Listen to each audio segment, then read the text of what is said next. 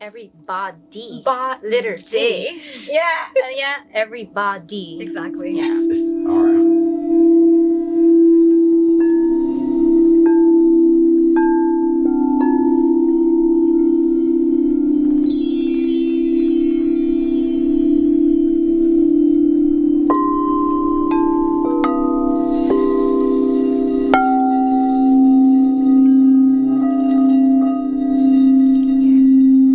Yoga is, a lot of people believe that it's a religion, but it's a form of belief. It's a form of practices that people can follow on their mat and off of their mats. Yoga is a form of living. In the same way people go to the gym, they have their routines, or they ride bicycle, and they do that as a form of getting away from their life or mental strain. Yoga is a way of living. So people assume yoga is a stretch, it's a workout, it's something to get you flexible, but it's not. Yoga is something to bring peace in your life. It's all of these practices that you can follow to reach enlightenment. Yoga is something that we do to tap into ourselves, to tap into our soul, to tap into our bodies. It's a journey of self-discovery. Because as you're practicing on your mat, you can learn your limitations. You can learn your body and the way that it moves. Some people have short arms, short legs. They can't practice a pose to the fullest extent. But it's not about practicing the pose to make it look beautiful, make it look like how it's supposed to look. It's about making it feel good for you. So yoga has a lot of components added to it. The breath, the poses, the postures, and the way of living.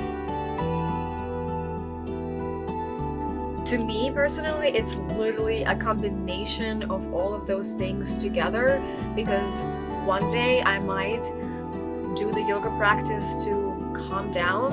Tomorrow I might choose to do some yoga on my own by myself to actually get a really good workout, to maybe get my mind off of the stressful situation. So it's definitely, I don't look at it as a part of a religion. It's definitely a way of living. If you choose to use it in your life as a tool to survive and have a better quality life, then that's what it means to me, It's beautiful.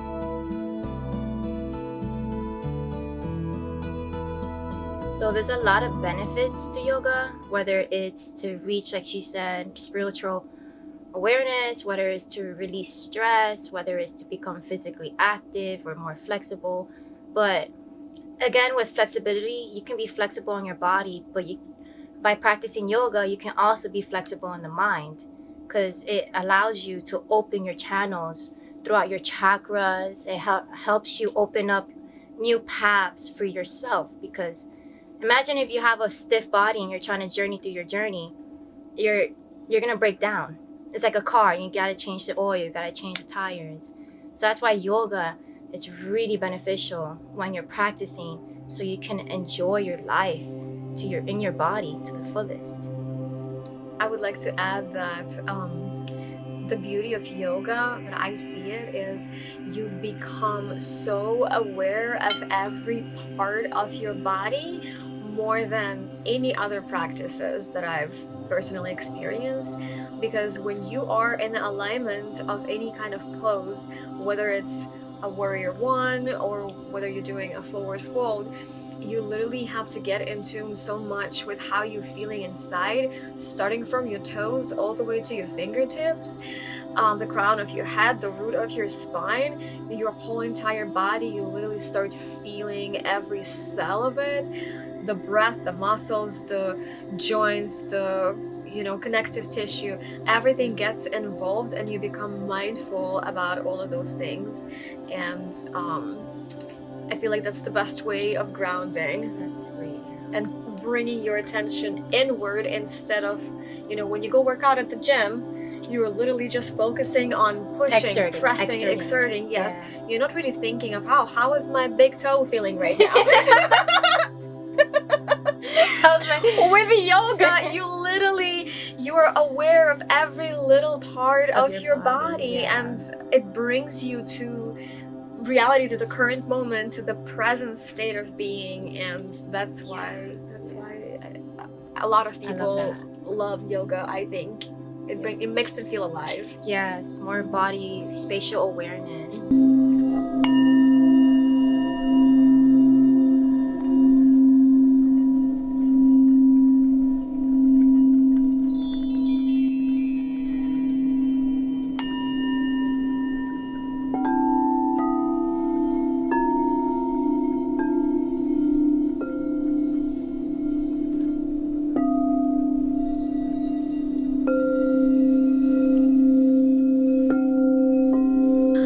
You really do not need to be athletic or in a specific shape to start doing yoga, because there's so many different kinds of yoga that are meant for people with certain limitations, with difficulties in movement, for people who are not flexible, for people who are not in great shape.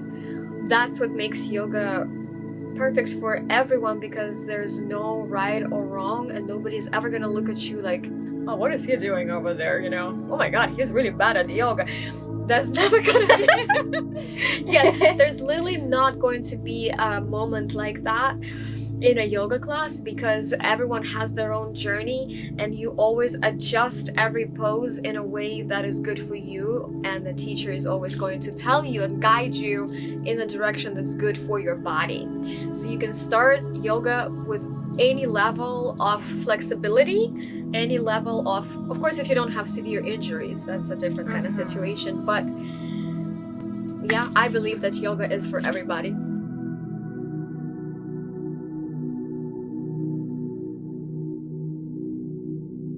I think yoga could be a part of meditation, and meditation could be a part of yoga. There are two different things, but combining those two worlds together, that's what makes your practice even better, because you become more mindful, and you literally start enjoying both of those worlds together. Because as you're holding any pose, for example, as I'm holding a tree pose, I'm standing on one leg, I'm trying to balance, and as I'm holding that pose, there's a lot of things happening in my body on a physical level, but at the same time, I'm also meditating, because I'm trying to focus and trying to keep my balance and focusing on my breathing, and that is meditation on its own. Yeah. So bringing those two worlds together is the best you can do for yourself as you're enjoying the yoga practice. So when you focus on the breath with yoga, it allows you to again come into the present moment. I like to say, use your breath as an anchor into the moment, because as you breathe, you're not allowing your thoughts to come in. You're not allowing the cloudness of your mind. You're focusing on your breath. So you have to be mindful. You have to keep the conscious awareness of your breath. And like they say, like if you go through certain poses, you inhale, arch, exhale, round, inhale, expand, exhale, contract. So there's particular breaths that we have to use for particular movements, which helps create space in the body.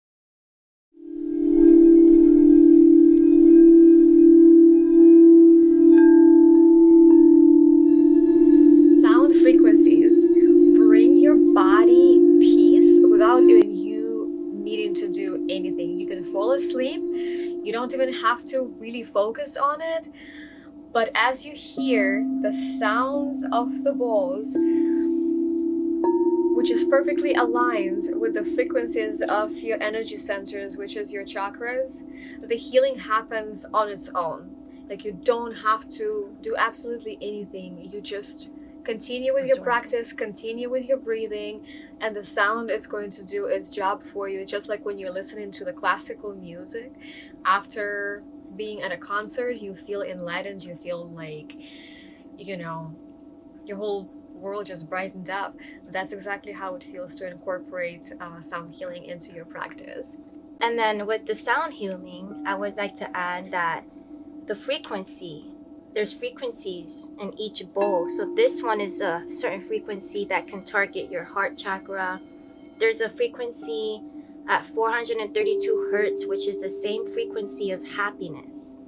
So these bowls and any other sound releases its own frequency, and we are also made out of frequency, energy. And so when you connect the sound outside of our bodies and bring it to our body, it can alternate our frequency. Your body's vibrations start adjusting to the perfect pitch vibrations of the bowls, and that's how your physical and emotional state becomes better.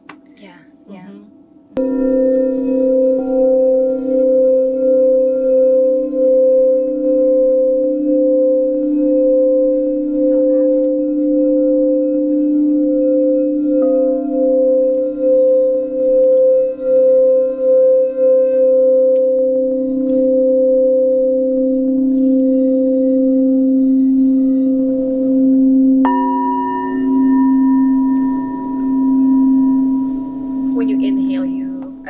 You open up and you accept all the good things, and with exhale you release not just your physical tension but also your emotional blocks, your stress, your anxiety, fear, whatever negative emotion you're working on at the moment.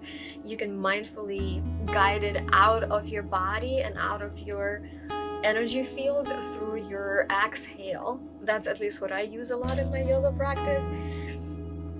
For example, if you're going into a stretch and there is a pinching sensation, I always guide my students to start breathing through that sensation, visualizing how as you exhale it releases and the pain goes away, and through the breath you're sending the healing energy to come through your body and release that and let go.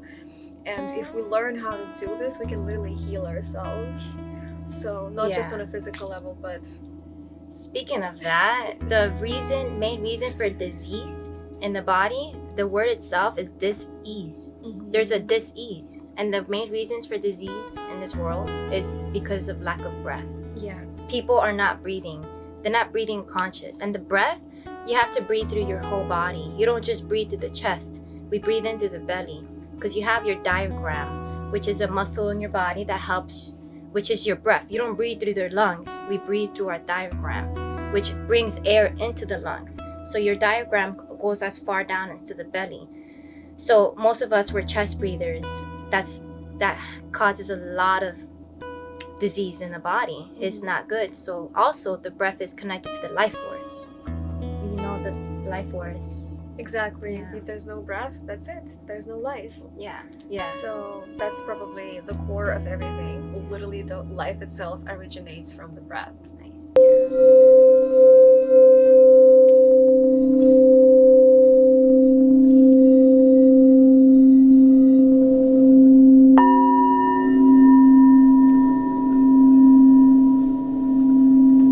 Obviously, my favorite place to do yoga is inside this beautiful salt cave. The reason why is because you're not only getting the benefits of the practice, breathing in the salty air, the dry salt inhalation by itself, it heals your body, it heals your soul, and especially because you're focusing so much on your inhale and your exhale during your yoga class, you're allowing the soul to get through your airways and fill you up with the healing and releases inflammation. It kills bacteria, viruses. So after the class, you're literally feeling like a brand new person. Another amazing place to do yoga is obviously doing it on the beach. Outdoors. I love outdoors.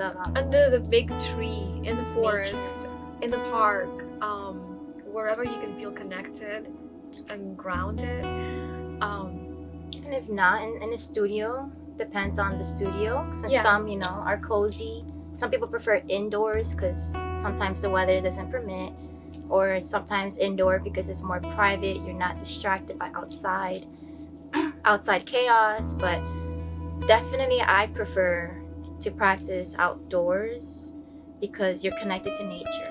Yes. Yoga is about connecting to nature, and you are nature as well.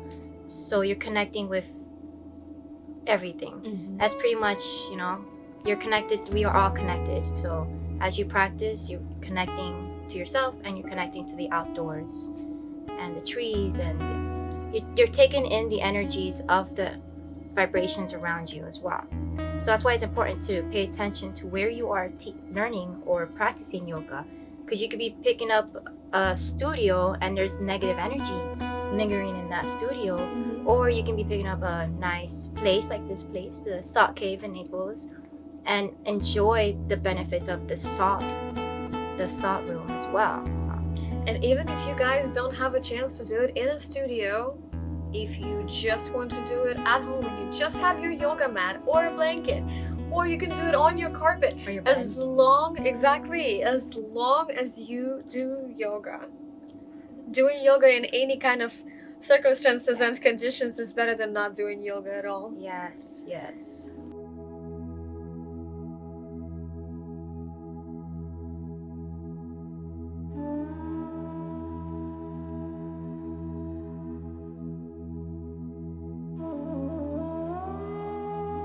The chakras are basically energy centers in our body.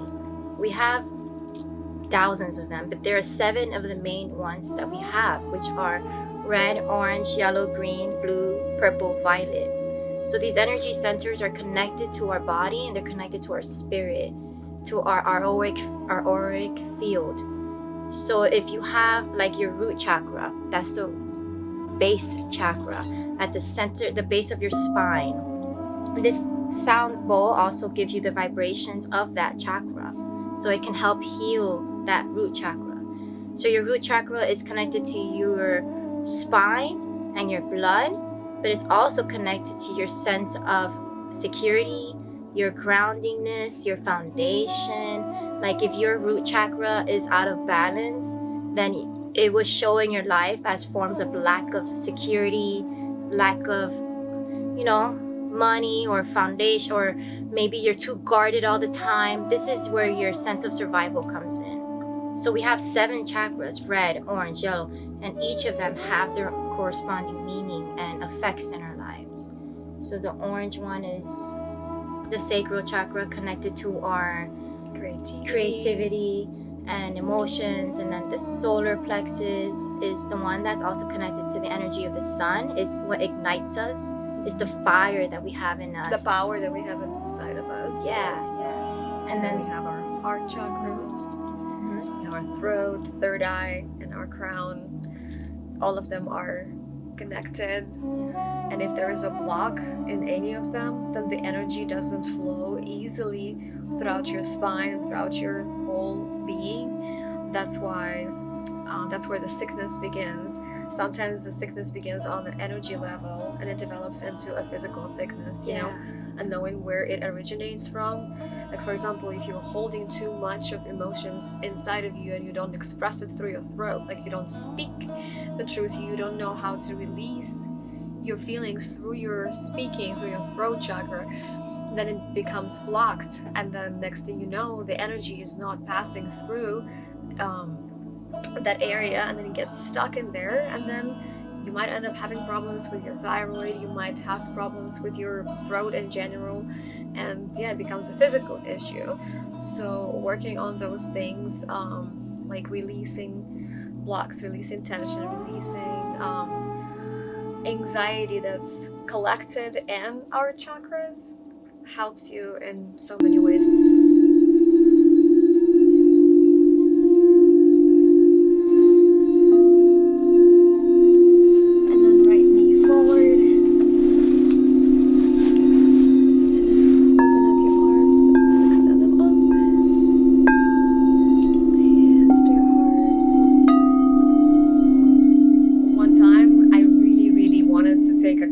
Early in the morning, it was like 5:30, and I'm not a morning person, so I really struggled to wake up, and I was like, maybe I shouldn't be taking this class, it's so early and it's just so hard. And then I made it, I did it, and then after the class, the teacher said, she goes, there's no way you can ever regret taking a yoga class. And I was like, that is so true, because I went through so much struggle just to get myself out of bed. Yeah. But then once you do it, and then at the end of it, you're like, there's no way I would ever regret Yeah. spending this hour of my life doing yoga. Or you even know? 10 minutes or 30 minutes or Exactly. 5 minutes. Exactly. Yeah, It's yeah. so worth it. I love that. That's so Yeah, true. yeah. Yeah, because that happens to me in the morning. When I wake up, I have to push myself. Even as a teacher, sometimes I have to push myself because I'm not a morning person either. Do you And teach those morning classes as well? not that 5 in the morning, but Yeah. I did a 9:30 today this morning. And I noticed as soon as I start to wake up or as soon as I start to practice either as a teacher or I start to move, your body starts to wake up. You wake up stiff. That morning yoga is, I recommend it really like a lot because Yeah. you wake up stiff. You're sleeping all night. Then you stretch your body in the morning, then you can maneuver throughout your day more easier because you're not tight in your body or stressed in your mind. And then go all the way down. Oh, this feels good. So let me begin my answer. Okay, perfect. No, that's good. That's It was good. so perfect. Do you want to elaborate on Yeah, it? do you want to add? No! All right, cool, nice. We're so smart! That's You good. That's really good. are. You got me. Like, He got me. Hey, dang it! So much brain in us. That was a good one. I love that part of yoga though, for sure. No, seriously. Yeah. I mean, you don't think about your big toe when you're working out. Yeah, seriously. And here you're like actually trying to reach towards your big toe. You know, That's it's like, perfect. oh, hello. Yeah. Hello, toe. Hello, I toe. love that. Let's not forget we're on camera. Yeah, yeah, Is yeah. this the healing sound thing? Yes. Oh, okay, Correct. cool. We're- It's the salt in here, girl. I do yoga as I'm driving. I'm behind the wheel and I make sure my posture is right. Oh, yeah. I'm at a red light and I go like this and I'm making circles in my head and I look at the person next to me, they look like I'm not crazy. And I'm like, yes I am. You say when I look at to the other side and then you think I'm crazy. And I'll be like, just do yoga with me, you would understand. I can't wait to see this video. I know. I'm not gonna post it. Imagine he's literally gonna cut 90% of the bullshit. He's got a lot of cutting. Oh, it'll go good. We'll give you work. Be nice to us. We're putting some energy into this. And that is when the magic begins to happen and your body heals. Yes. That was nice. It was a nice ending. That was perfect.